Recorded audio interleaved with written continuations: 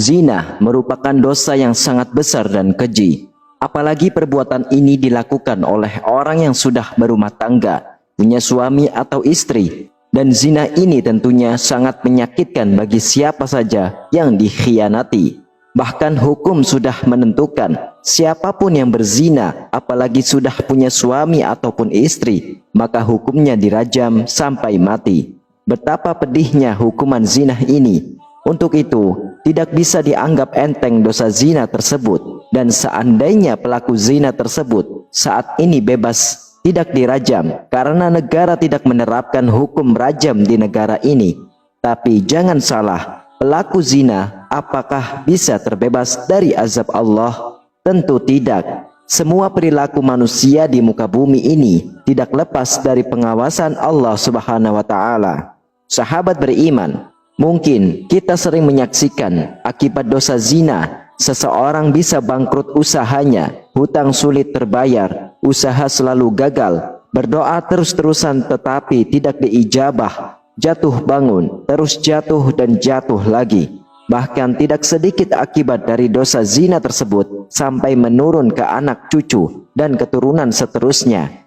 Hal tersebut sering kita saksikan atau bahkan mungkin kita sendiri mengalami hal tersebut. Dan tentunya siapapun yang sudah terlanjur terjerumus ke lembah dosa zina, segera lakukan 3 langkah ini untuk meredam azab Allah Subhanahu wa taala.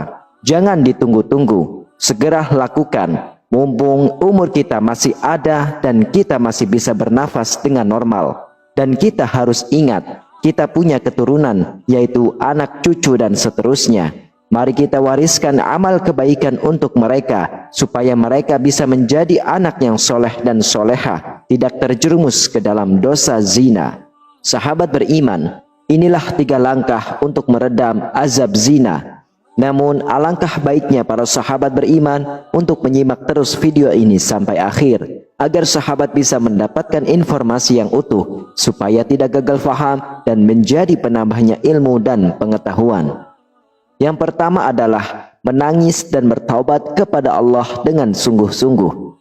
Allah tetap akan mendengar tangisan serta penyesalan kita selama kita betul-betul menyesal atas apa yang diperbuat. Dengan memperbanyak istighfar sembari menangis dan sholat taubat, maka Allah akan mengikis dosa-dosa akibat zina. Selain mengikis dosa, istighfar di sini juga akan membukakan pintu rezeki kita yang sempit karena pernah berbuat dosa yang hina. Selanjutnya yang kedua adalah perbanyak sholawat dan membaca Al-Quran surah Al-Mulk. Lakukan kedua amalan ini setiap hari secara istiqomah. Perbanyak sholawat kepada baginda Nabi Sallallahu Alaihi Wasallam, yaitu dengan mengucapkan Allahumma sholli ala Sayyidina Muhammad wa ala ali Sayyidina Muhammad. Setelah kita bertaubat kepada Allah dengan sholat taubat, tidak cukup berhenti sampai di situ saja. Selanjutnya bersolawatlah sebanyak-banyaknya